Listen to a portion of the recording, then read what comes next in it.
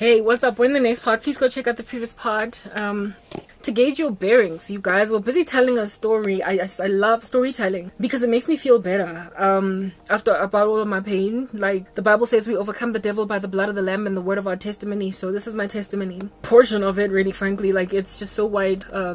It's so complex. There are so many facets to it. Anyway, so in the previous part, I was busy talking about, I was explaining, my situation with my ex-boyfriend, etc. in order to help women, right? That's what I am currently doing. I'm trying to reach women for sobriety, to basically get over their envy, to get over their insidiousness, their spite, their desire to control the outcome of a woman that's given her life over to Jesus. You literally can't do that, but just the attempt on its own can decimate you. And also to disincentivize females from continuing in this way, because when you are mean-spirited and harsh and just generally very insane, you qualify as a bad girl, and bad girls win initially, but in the end they get utterly decimated and they become like unloved women who get married. And I spoke about how it is that in these scriptures it is written that the earth cannot bear up under an unloved woman that gets married. In my previous part I spoke about that. They become like gorgons, like Medusa, very hateful of the world at large, more condescending, more conniving, more attacky, filthy. They become more abusive and spiteful as the years progress, and now that you've lost your youthful splendor, your beauty, and the power to mesmerize men, more so are you then bitter. So if you don't want to end up one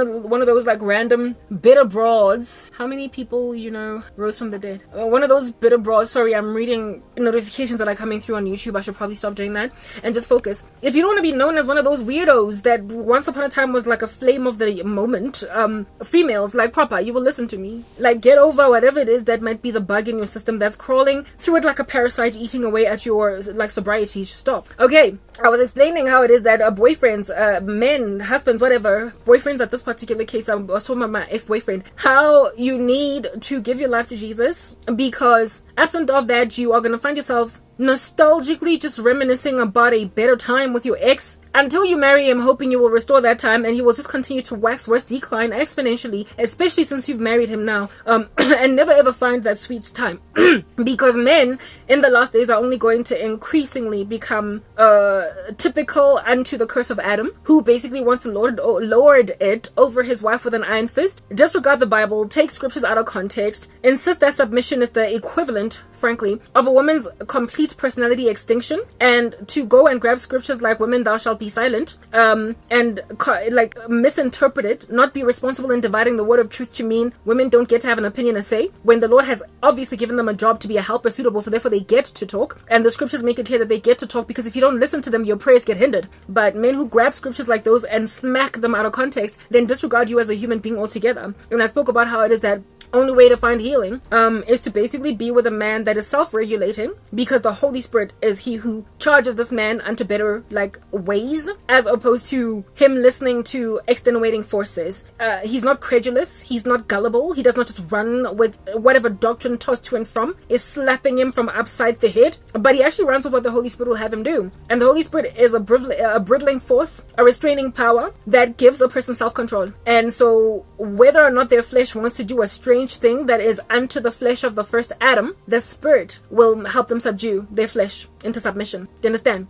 They will put to death the deeds of the first Adam in order that they might indeed walk in the ways of the second Adam, who loves us so much that he made himself an example as to how to love a wife. Love her as the second Adam has loved the church. Okay, that would be Jesus. Very well. So I was explaining how it is that in order to bring that point home, okay, I am telling a story of my ex-boyfriend, how it is that it all appeared so dilly-dally, hunky-dory, perfect initially, because I was able to do the job of Eve before the fall in him for all of 5 seconds. And then the rest of the time in our relationship, it was just downhill, with him being a typical Adam that fell and me being a typical Eve that fell. And so things just fell apart. And I'm busy explaining that in the last days, because of the moral turpitude of the human race and how it will just get increasingly horrible, worse and worse, the curse on Adam and Eve will only magnify, meaning that the divide between men and women, the gulf between us, will get ever more canyonic, and that in the absence of Jesus Christ, there will be no reconciliation or restoration to man and between man and wife. So therefore, really, the only people that can truly successfully have relationships that are,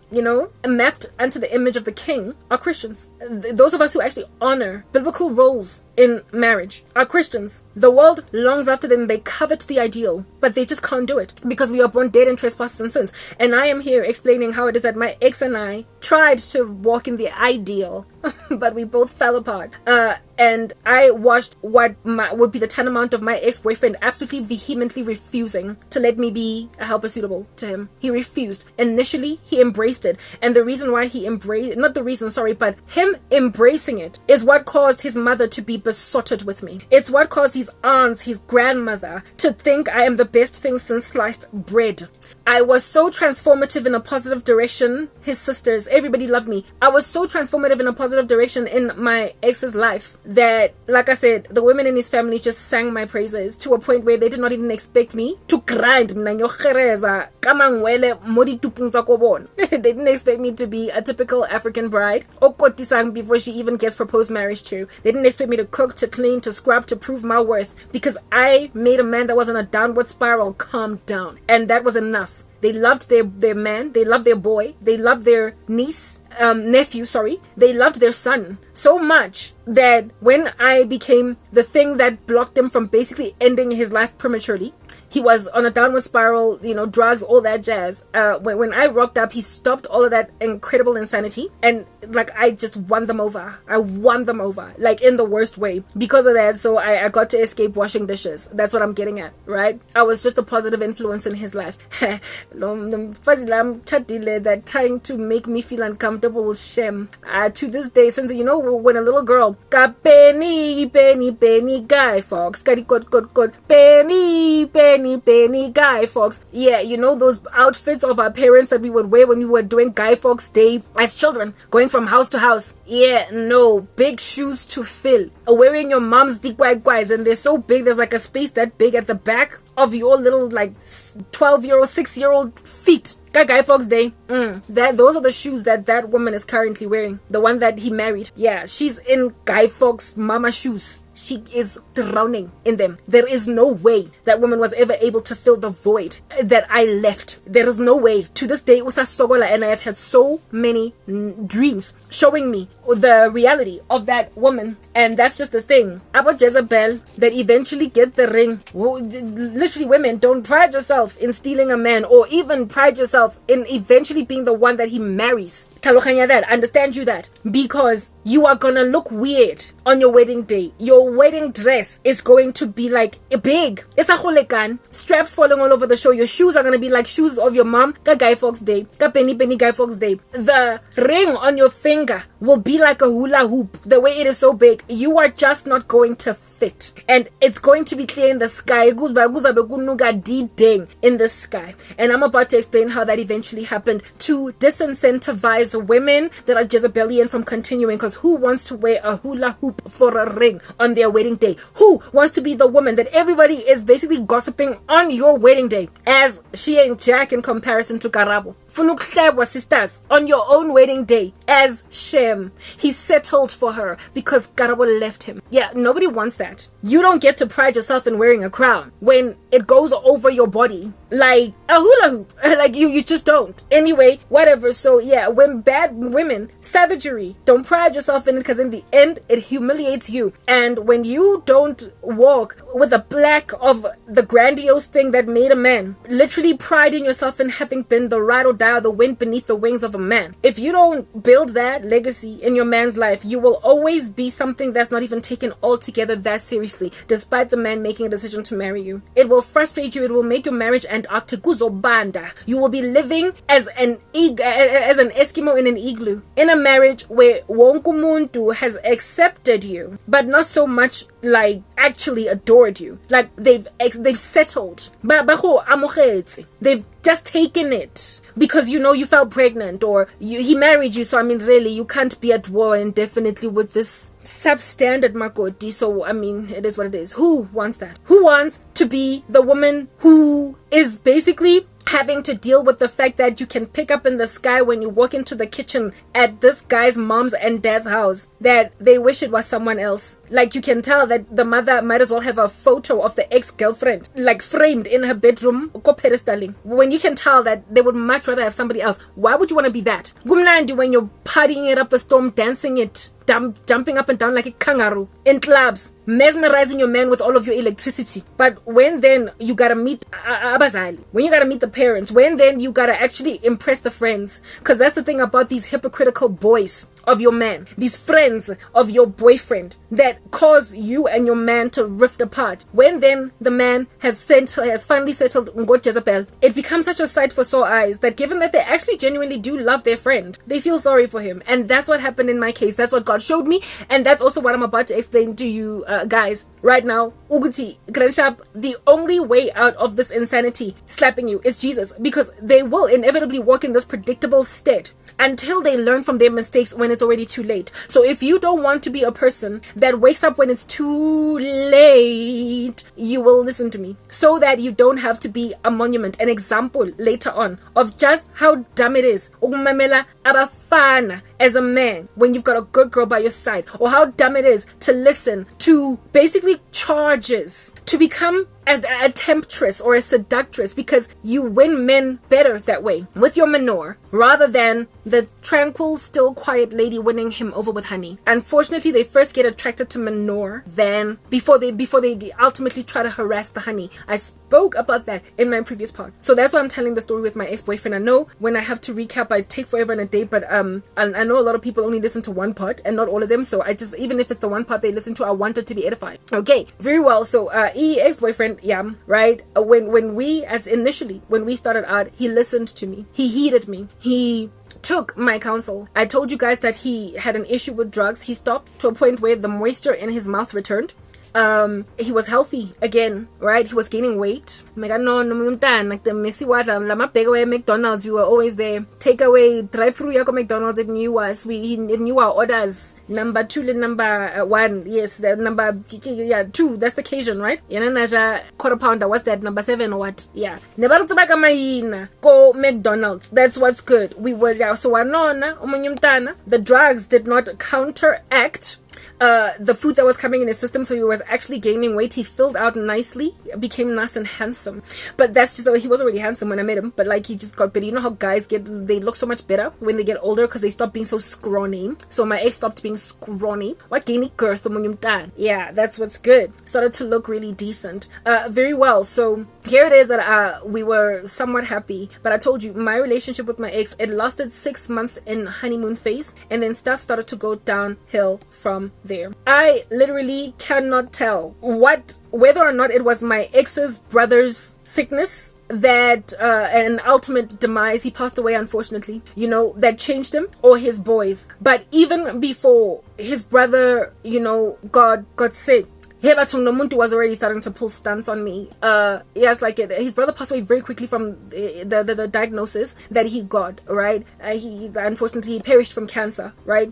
It happened like it was caught at like a late stage, very late, unfortunately. It was very, very sad, all that. But even before his brother found out that he was sick, before everybody found out that he was sick, already he was pulling amawaza all up in my grill. 9 cases amawaza, right? I told you that on the night when he took the drugs, his brother was at the party, so he was alive and well, type thing. He was healthy and it didn't look like there was anything wrong with him at the time, and yet he was already messing up, so my ex was already starting to show funny signs. But one of the strongest reasons why I sat around, I literally just took in my stride a lot of the rubbish he was starting to do to me, was because he lost his brother. I couldn't leave him. They say don't kick a dog when it's down, and I also could not identify if he was just lashing out because of what happened with his brother, or if he was just getting ill advice. And I came to a conclusion once he had healed. Okay, nobody really ever heals from that kind of devastating loss, but there comes a time when you start to return back to normal again. It took about 3 years for him to get there. for the whole family basically to start to have some kind of a semblance of a normal life after that.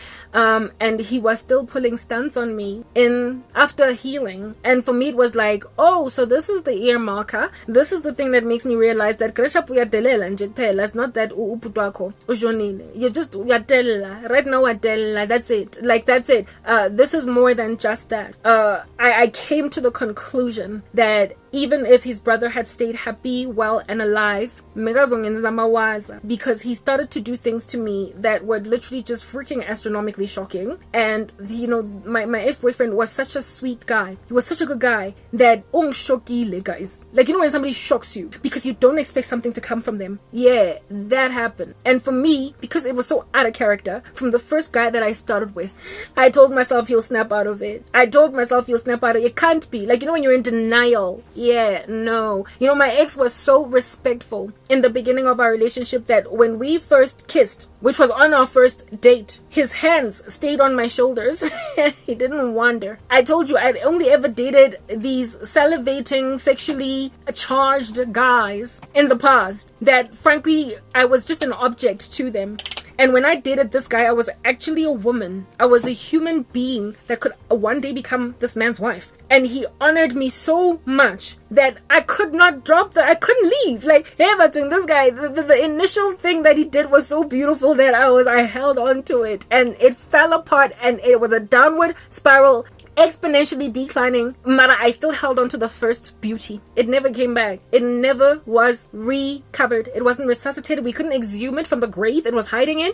It just went downward and then ended up plateauing. But I stuck around hoping for that beginning beauty. That's why without Jesus you can forget it, women. Once upon a time, forget it. Lebala.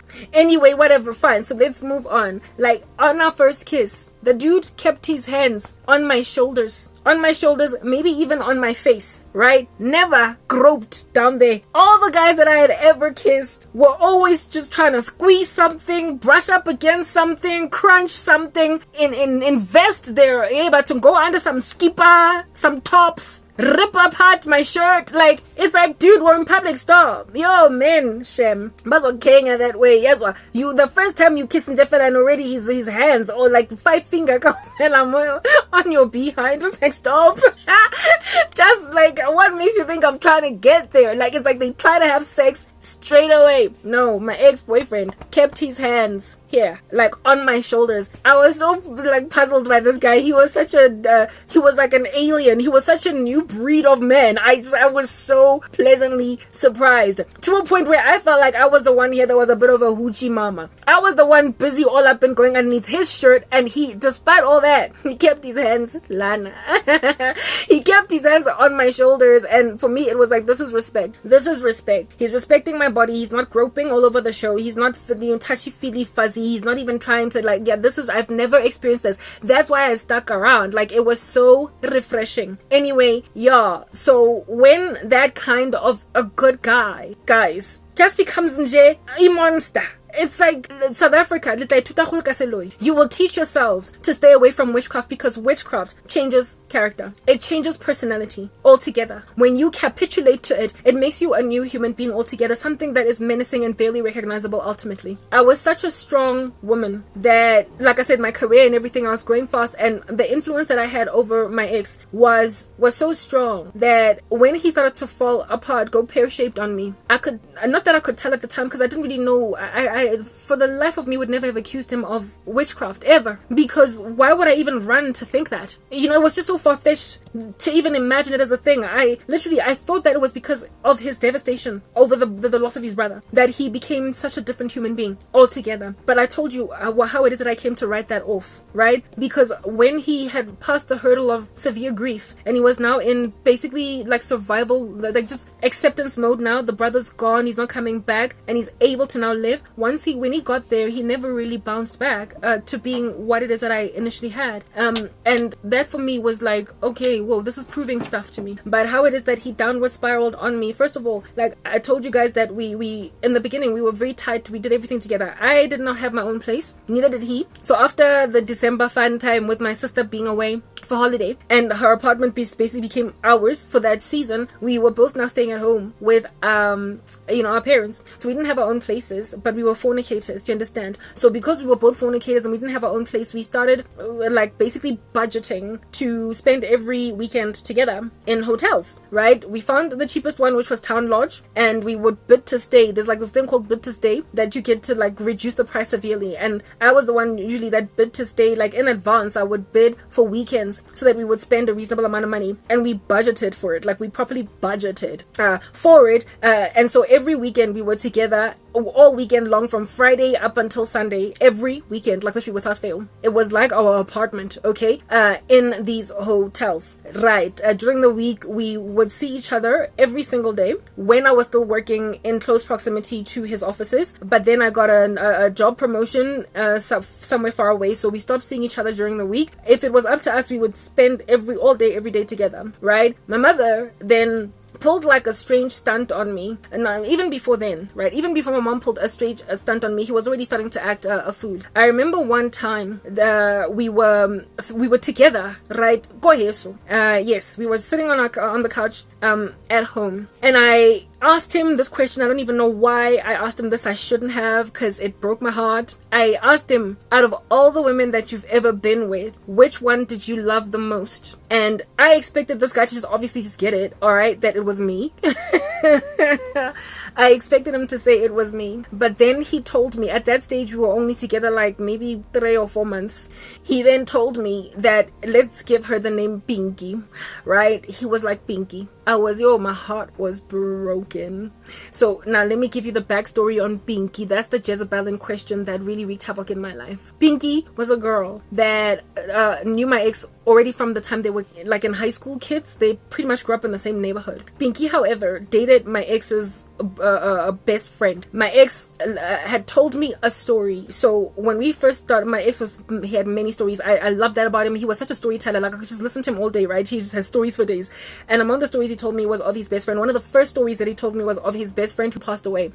He died mysteriously. He didn't die mysteriously. He was murdered, okay? But like the murder was never solved. I guess that's why I say that he died mysteriously. He went to a party clubbing with a bunch of friends, and he drove back home, and when he after parking, he was feeling funny at the club, and then he parked his car, and then just died like in his car. And it was discovered toxicology report by doctors, the I guess mortician or whatever, the coroner, that he was poisoned. So basically when he was at the club, one of his boys killed him. Somebody put something in his drink, and whatever vendetta he had with him, to this day it is an unsolved murder, right? There was no way that they could figure out what happened, how it happened, who did this. So it is suspected that one of the friends that he was partying with killed him. For what reason, don't nobody understand. However, before this best friend of his passed away, he had made a child with his girlfriend. He had a girlfriend that he made a baby with, okay? And the baby, the child was still very little,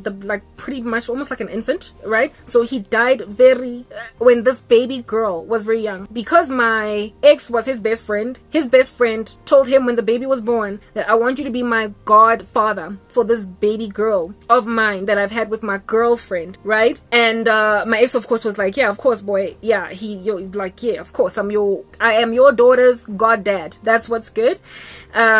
So him being the best friend and the godfather of the baby that was new, whose dad had just passed away, made mourning the death of this friend of his it made him and this woman, they mourned in a way that nobody else mourned, right? Because he was the best friend and the goddad, and she was the girlfriend that lost a boyfriend and baby daddy. And so it brought them close in a way that ultimately sparked feelings between them when they were comforting one another.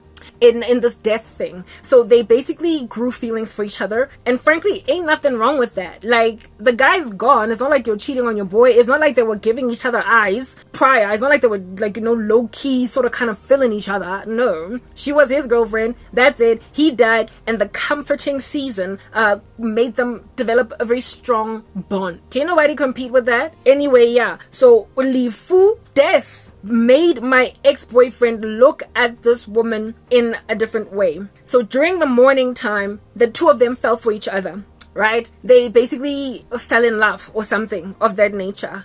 And this woman confirmed or confessed to herself that I really like you. I do. But remember, my ex was just a call center agent, didn't have a car, couldn't even drive, lived at home with his parents. His boy, however, was bigger and better than that. His boy had pretty much his own everything, own apartment, own car, own everything. And this girl was known in the community to just, like, she was a gold digger. It's that basic. She was a gold digger, and she dated this guy because he had much, okay? And he passed away, unfortunately, type thing. So she would never have chosen my ex-boyfriend for a boyfriend under normal circumstances. She would not have allowed herself to have a crush on him. She would not have allowed. It's like he was just, again, what am I gonna do with him? Like, you know, the kind of woman that in a crew of guys, when you meet a crew of guys as a woman, you choose the one with the blingiest watch to flirt with. You choose the one with the blingiest shoes, the one with the blingiest car, the one with the blingiest, like, gold tooth, for crying out loud, if you're into guys with gold teeth,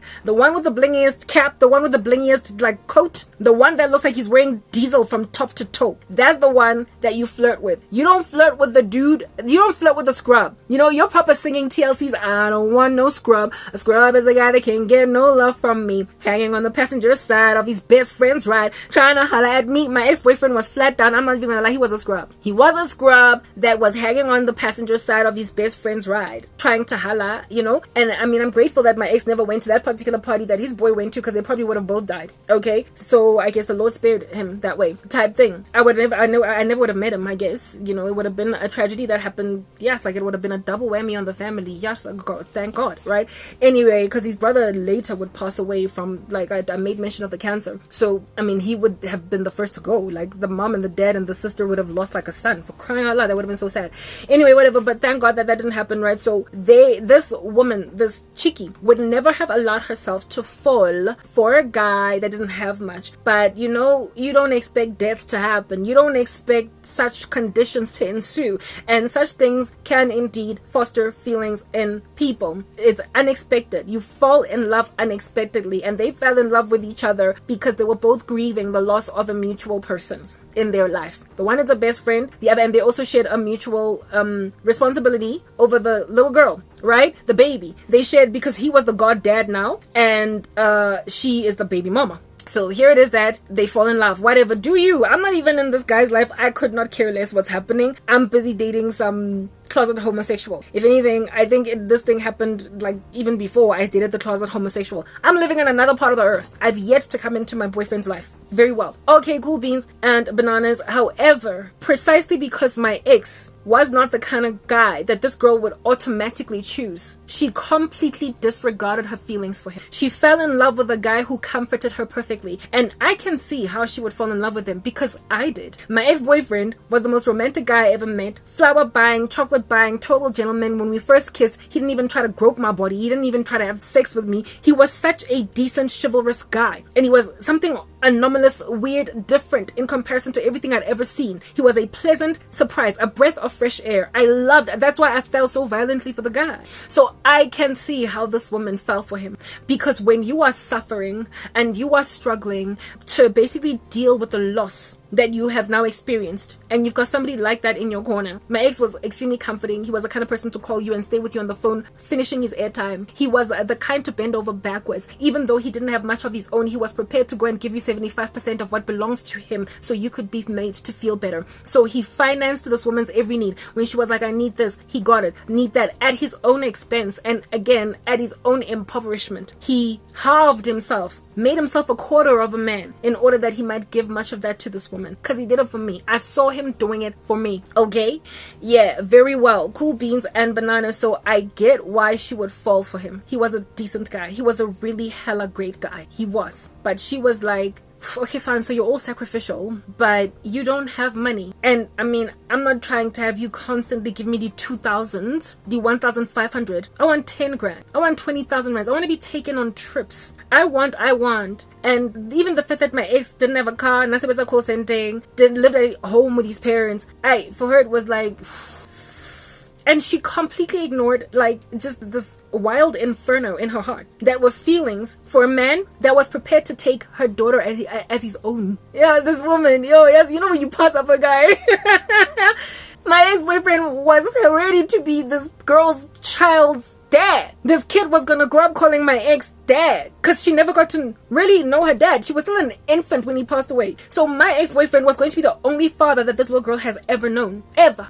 Plus this female was like, she was a flight attendant, so she was barely home. And if she had agreed to be with my ex, this man that was my ex-boyfriend would have been one of those more their dads. Like, you know, when a child is being raised by the father instead of the mom, because the mom is always traveling abroad. So every time she would come home to him and the baby. He was prepared to raise Lumtana as his own, guys. As the women, let's say you don't know Jack. Like, I'm just saying, gold diggers, you don't know what you're missing out on by loving money. You just have no idea. Anyway, whatever. I didn't really care about that. Neither could I ever be jealous of it, because like I said, I'm not in this guy's life yet. If I never got to meet him because this woman took him, it would be like literally, you know, nothing missed, nothing gained. Like, whatever. I would never have known that something did not come into my life that would completely transform what I expect from a man. Because of being in that relationship, I now was basically groomed to never settle for less, which is why all these menacing beasts that eventually came into my life later on were naive to think that I would last in a relationship with a man so rude to me. That's why the first guy I dated when I was a Christian lasted 2 months and the other one 3 weeks. They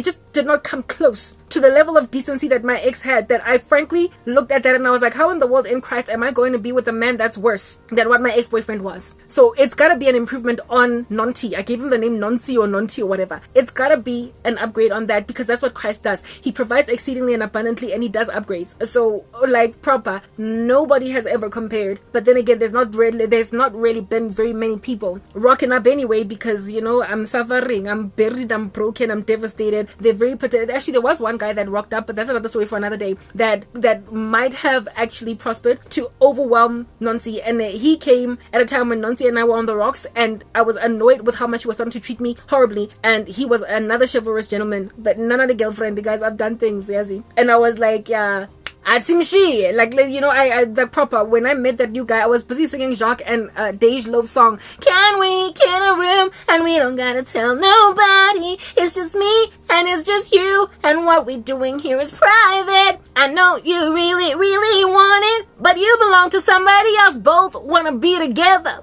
but we can work on it. Yeah, I was proper trying to sing Dej Love's and Jacques' song when I met that other new guy. He was the only real true competition to my ex, but that was when I was lost. I was still lost. I was in the world, and so was that guy. He was also lost in the world, but he was a gentleman in a way that really could have absolutely knocked my ex-boyfriend out of the woods. He was the most dangerous advent in my life. He was gonna make me leave my ex for him if he had done a better thing. But like I said, that's another story for another day. Another one. You know, men who just destroy themselves when they were the basically cream of the crop, the cut above the rest, the better guys in comparison to every other random buffoon in these streets. Yeah, and he was so handsome as well, so just a total package. Anyway, I'm glad he messed up, because nasarate jeso and enele mulwenyan. But moving on, this woman that my ex fell in love with before I even came into the picture, she passed him up. Right? But like I said, my ex was very loving and he was a gentleman. And when you're a gold digger, a lot of times you tend to meet men that have money, they can give you all that, but they're rude. They can be rude because they feel entitled. Since they have money, they feel like they don't have to respect you. So when you know really good treatment from somebody else, but he doesn't have money, and you keep on getting treated like trash by wealthy men, when then this really great guy meets a woman that does not care that he doesn't have money, yo, like I said, nsinsi sikilava noti, this is a buzzing around ya hustinga nonsense. She became such a menace in my relationship. Yes, guys, when I think about it, just thinking about it, like, that woman was the pain of my existence. I gave her the name Pinky, right? Yeah, okay. My ex fell violently in love with her. She passed him up. Basically said, this can't work. Couldn't understand why, but it was clear it was because he didn't have anything. And then a couple of months down the line, he meets me. So he was still in love with her. And this woman was using him, right? So every time she needed something, she would just call him on some, I need 1,000, I need 2,000, please help me with this. And I mean, it's not like she was loaning the money. She was asking him to give her the money. He was the kid's goddad. So sometimes she would be like, let's say the kid's name was like Turari. She'd be like, Turari needs this. And I'm really struggling right now. I haven't gotten my salary, so please can you help? Knowing that she's not going to pay him back. So he was basically providing for Turari.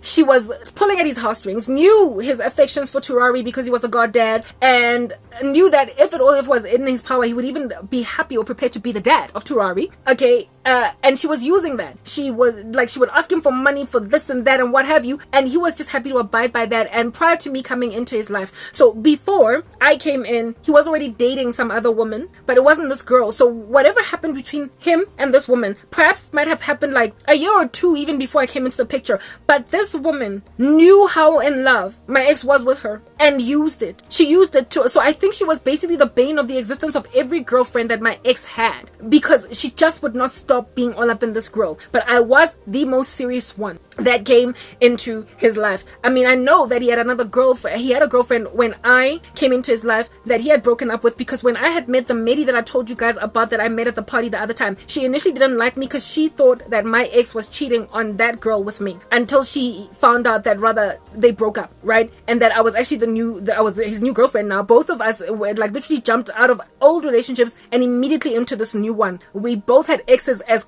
like recently as just 2 weeks ago. Yeah, so I was initially disliked by one particular Medi for those reasons, but then she got over her dislike when she realized that, okay, look, I'm the new girlfriend and this is it. Okay, very well. So there were other women that were in between me and this woman, but that were kind of fluffy and not really lingering too very much. But this woman was, and so therefore this woman was likely the bane of the existence of them all, but most especially me, because I was ride or die in a way that all these other ladies that came and went just weren't. I'm now going to explain pretty much the rest of this like in the next part, because I can't speak for longer than 41 minutes, for crying out loud.